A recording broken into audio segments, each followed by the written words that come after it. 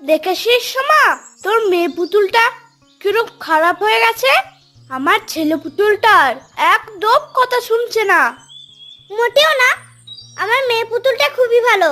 তুই শুধু শুধু আমার মেয়ে পুতুলটা পেছনে লেগেছিস।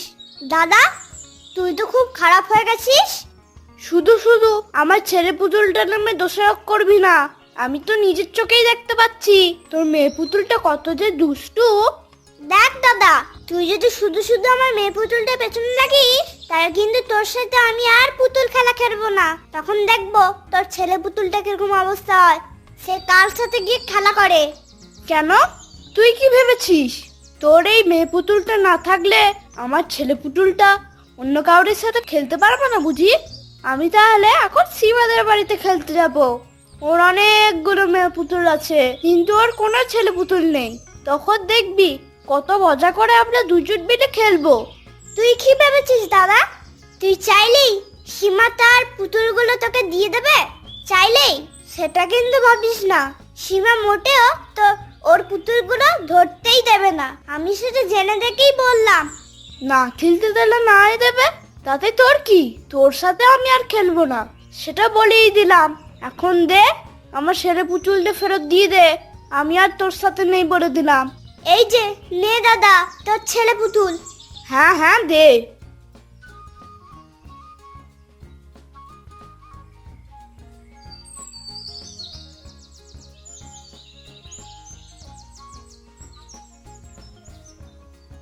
কিরে রিঙ্কু, তোর দিদি সীমা কোথায়? ও কি ঘরের ভেতরে আছে? না না বাপি দাদা, সীমা দিদি তো ঘরের ভেতর নেই, হয়তো বাইরে কোথাও খেলতে গেছে। তুমি কি আমার দিদির সাথে খেলা করতে এসেছিলে? হ্যাঁ, আমি সীমার সাথে পুতুল নিয়ে খেলতে এসেছি। ওর সাথে তো অনেকগুলো মেয়ে পুতুল আছে, কিন্তু একটাও ছেলে পুতুল নেই। তাই আমি ওর জন্য ছেলে পুতুল নিয়ে এসেছি। দুজনে মিলে আজ অনেক খেলা করব। কি রে রিঙ্কু, তুই এরকম করে হাসছিস কেন রে?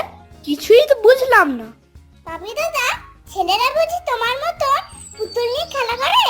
আমি তো কখনোই আমার দিদির সাথে এরকম করে পুতুল খেলি না। ওটা তো মেয়েদের খেলা। কি রে বাপি, তুই এসে গেছিস? আজকেও তুই আমাকে দেখিয়ে দেখিয়ে তুই আর সোমা পুতুল খেলবি, তাই না? এখন আমার আর তোর ছেলের পুতুলের দরকার নেই, বুঝতে পেরেছিস? আমাকে আমার বাবা অনেক ছেলে পুতুল বাজার থেকে নিয়ে এসে দিয়েছে। এই দেখ, সুন্দর না দেখতে? হ্যাঁ রে সীমা, তোকে প্রচুর সুন্দর সুন্দর পুতুল কিনে দিয়েছে তোর বাবা। আর রিঙ্কু, তুই পাইপের ভেতর ফু দিয়ে ফ্যানের মতন এটা কি বের করছিস রে? ফেনাগুলো তো আকাশে উড়ে যাচ্ছে। আমি তো এমন খেলনা আগে কখনো দেখিনি তোরা। আর বাবা বলেছে এখানে সাবান আর জল মেশানো রয়েছে, তাই এখানে ফু দিয়ে এমন ফানা বের হবে। দারুণ না খেলাটা?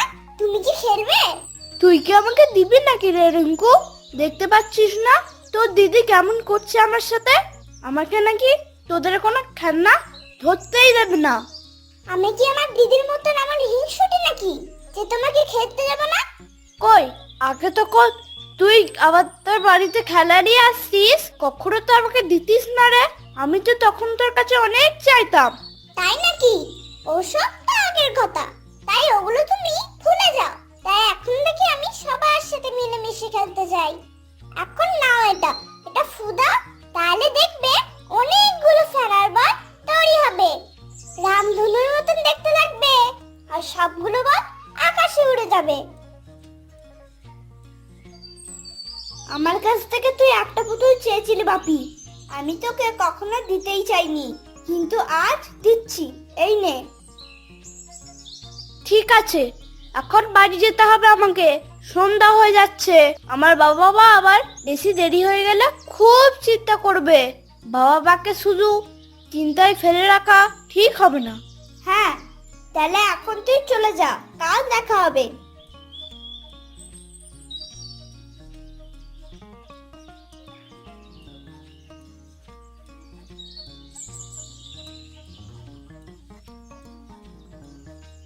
কই গো, এদিকে আসো। দেখো তোমার ছেলেমেয়েরা কি নিয়ে এসেছে। কি হয়েছে? ওরা আবার কি নিয়ে আসলো? এই দেখো, কোথা থেকে যেন পচা ইলিশ মাছ নিয়ে এসেছে। পচা ইলিশ মাছ ওরা কোথায় পেল আর কেনই বানলো? ওরা নাকি বড়বাবুর বাড়ির পেছন দিক দিয়ে বাড়িতে আসার সময় পেয়েছে, তাই কুড়িয়ে এনেছে। ছি ছি ছি, এই কাজ তোরা কেন করতে গেলি? লোকের বাড়ির থেকে পড়ে থাকা ইলিশ মাছ কেন আনলি? বাবা, আমরা তো কখনো ইলিশ মাছ খাইনি, এমনকি ইলিশ মাছের ডিমও খাইনি। সুমা বলল এই মাছের পেটে নাকি ডিম আছে, তাই আমি এটা বাড়িতে নিয়ে এসেছি। বাবা, আমরা দুই ভাই বোন ইলিশ মাছের ডিম খেতে চাই। তোরা কি জানিস না ইলিশ মাছ কিনতে অনেক টাকা লাগে? এত টাকা দিয়ে ইলিশ কিনতে গেলে আমাদের তো পরের গোটা 1 মাস উপোস করে কাটাতে হবে। সেটা কি তোরা চাস?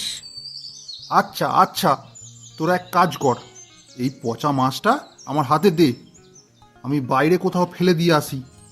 আর বাপির মা, আমাকে বাজারের ব্যাগটা দাও তো, আমি একবার বাজার করে নিয়ে আসি, দেখা যাক কি হয়। তাই করো।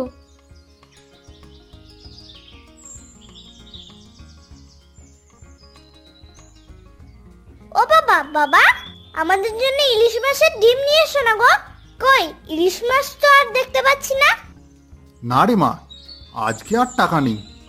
চাল ডাল সবজি এসব বাজার করতেই সব টাকা শেষ হয়ে গেছে। আরেকদিন না হয় নিয়ে আসবো খন। আচ্ছা, তুমি বাজারের থলেটা আমাকে দাও, আমি রান্না করে গিয়ে দেখি কি কি এনেছো। হ্যাঁ হ্যাঁ, থলেটা নিয়ে গিয়ে রান্না শুরু করে দাও, অনেক খিদে পেয়েছে। আচ্ছা। তোদের দুই ভাই বোনের পড়াশোনা কেমন চলছে রে? সব খবর ভালো তো? হ্যাঁ বাবা, আমাদের সব খবর তো খুবই ভালো। যে ভালোভাবে লেখাপড়া করে তাকে কিন্তু আমি নতুন জামা কাপড় কিনে দেব, কথাটা তোদের মনে থাকে যেন। তুমি হচ্ছে আমাদের ভাল বাবা। হ্যাঁ, নতুন জামা কাপড়ের সাথে সাথে আমাদেরকে ইলিশ মাছের ডিমও কিনতে দিতে হবে বাবা। হ্যাঁ রে বাবা, আমি তো খুব চেষ্টা করছি তোদের এই আশাটা পূরণ করতে। কি মজা! দেখি বড়বাবুর বাড়িতে গিয়ে কোনো একটা ব্যবস্থা করতে পারি কিনা।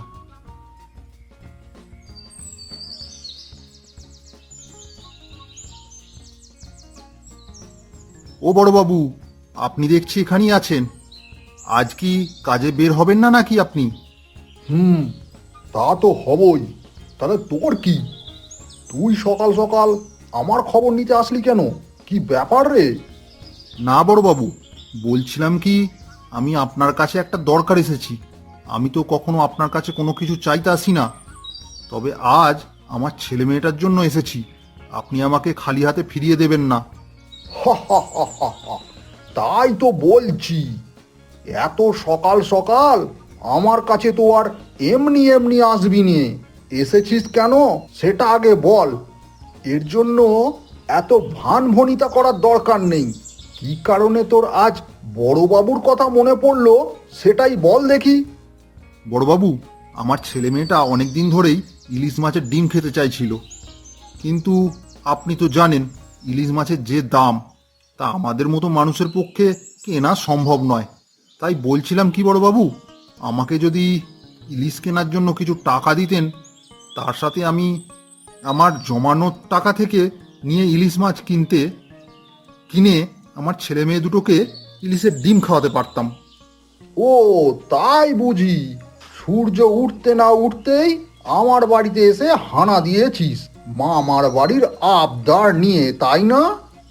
শোন মহেশ, তোকে একটা কথা বলি, আমার মেজাজ খারাপ করতে না চাইলে চুপচাপ এখান থেকে বাড়ি চলে যা।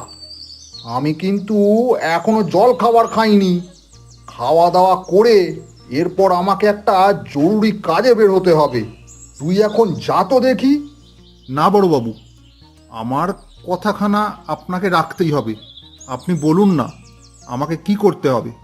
আপনি আমাকে যা বলবেন আমি তাই করব, কিন্তু তারপরেও আপনি আমাদের নিরাশ করবেন না। সব করতে পারবি? আচ্ছা, তাহলে আমার বাড়ির সব কাজকর্মের যে লোকগুলো আছে না, তাদেরকে আমি বিদায় দিয়ে দিই। দিয়ে সব কাজ তুই কর। কি তুই একা সব সামলাতে পারবি তো? করতে পারলে কিন্তু তোরই লাভ হবে। সংসারের খরচ দেওয়ার পাশাপাশি 2-3 মাসের মাইনে জমিয়ে তুই ইলিশ মাছ কিনতে পারবি। কি রাজি তো? বড়বাবু, কিছু মনে করবেন না। আপনি যদি আমাকে 3 মাসের অগ্রিম টাকা দিতেন, তাহলে আমি ওদেরকে ইলিশ মাছ কিনে ইলিশের ডিম খাওয়াতে পারতাম। কারণ আপনি তো জানেন, ইলিশ মাছের ডিম খেতে হলে পুরো ইলিশই কিনতে হবে। মাঝিরা তো আর মাছ বাদ দিয়ে শুধু ডিম বেচে না। তারপরে না হয় আগামী 3 মাস আপনার এখানে কাজ করলাম। তোর এত বড় সাহস হয়ে গেছে মহেশ, আমাকে বলছিস এভাবে না ওভাবে কাজ করেন। আমি তোর কথা শুনে চলবো নাকি তুই আমার কথা শুনে চলবি? আমার কাছে তো এসেছিস একটা বিপদে পড়ে, তাই আমি তোকে সাহায্য করতে চাইলাম, আর তুই কি না উল্টে আমাকে শিক্ষা দিচ্ছিস এভাবে নয় ওভাবে করুন। বড়বাবু, আপনি আমাকে খুব ভুল বুঝবেন না। আমি আমার ছেলে মেয়ে দুটোর কথা চিন্তা করেই এমনটা বলছিলাম। সত্যি বলতে কি, ওরা খুব অস্থির হয়ে আছে। আমাকে বারবার করে বলেছে ইলিশ মাছের ডিম খাবো। আপনি তো নিজেও একজন বাবা, আশা করি বুঝতে পারছেন। 3 মাস ধরে আপনার এখানে কাজ করে যে মাইনে পাবো, তা দিয়ে ইলিশের ডিম কিনে ওদের খাওয়াতে গেলে তো অনেক সময় চলে যাবে। আমার ছোট ছোট বাচ্চাদেরকে এতটা দীর্ঘ সময় আপনি অপেক্ষা করাবেন না। তুই কি চাইছিলি আর কি চাইছিলি না সেটা জেনে আমার লাভটা কি বলতো? ঠিক আছে বড়বাবু, যেটা ভালো মনে করেন সেটাই হবে। আমি এখন যাই তাহলে। আগামী কাল থেকেই আমি আপনার বাড়িতে কাজ শুরু করে দেব। হ্যাঁ হ্যাঁ, তাই কর। আমি আজকের মধ্যেই আমার বাড়ির সকল চাকর বাকরদের পাওনা টাকা সব দিয়ে বিদায় করে দেবো, কেমন?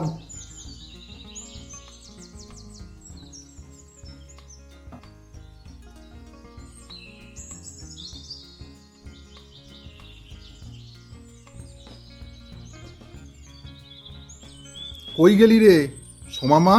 বাপি, কোথায় গেছিস? কি হলো? ওদেরকে আবার ডাকছো কেন? ওরা তো সীমাদের বাড়িতে খেলতে গেছে। আরে ওদেরকে ডাকো তাড়াতাড়ি। ওদেরকে দেখে যেতে বলো আমি কি এনেছি বাজার থেকে। হ্যাঁ, সেটা তো দেখতেই পাচ্ছি। 2 হাতে 2টো বড় বড় ইলিশ মাছ। আর দেখে তো মনে হচ্ছে মাছ দুটোর পেটে ডিম আছে। হ্যাঁ গো, ডিম তো আছেই, সেই জন্যই তো নিয়ে আসলাম। তুমি ওদেরকে ডাকো না, তাড়াতাড়ি আসতে বলো। সোমা, এই সোমা, তোর দাদাকে নিয়ে তাড়াতাড়ি বাড়িতে আয়। দেখ তোর বাবা কি এনেছে। আরে, আমার বাবা তো দেখি আমাদের জন্য বিশাল বড় বড় 2টো ইলিশ মাছ নিয়ে এসেছে। কি মজা! বাবা, তুমি 2টো ইলিশ মাছ আনলে কেন? একটা আনলেই তো পারতে। একটা মাছের পেটে যতটা ডিম থাকে তা আমরা বাড়ির 4 জন মিলে পেট ভরে খেতে পারতাম, তাই না? একটা মাছ এনেছি আমার মায়ের জন্য, আর একটা এনেছি আমার বাবার জন্য। আজকে দুটো মাছ রান্না হবে। আমি দেখব কে আজকে বেশি খেতে পারে। বাবা, আমি তো একাই 2টো মাছের ডিম খেয়ে ফেলতে পারবো। সেটাই দেখা যাক। কই গো, নাও তুমি এই মাছ দুটোকে কেটে তাড়াতাড়ি রান্না বসিয়ে দাও তো। আজ আমাদের পরিবারের সবাই মিলে খুব মজা করে ইলিশ মাছের ডিম খাবো। ঠিক আছে, তোমরা 3 জন তাহলে খুব তাড়াতাড়ি করে স্নান শেষ করে আসো। ইলিশ মাছ রান্না করতে কিন্তু বেশি সময় লাগে না। আচ্ছা, যাচ্ছি। আর ইলিশ মাছের ডিমগুলো বেশি করে পেঁয়াজ আর লঙ্কা দিয়ে ভালো করে রান্না করবে।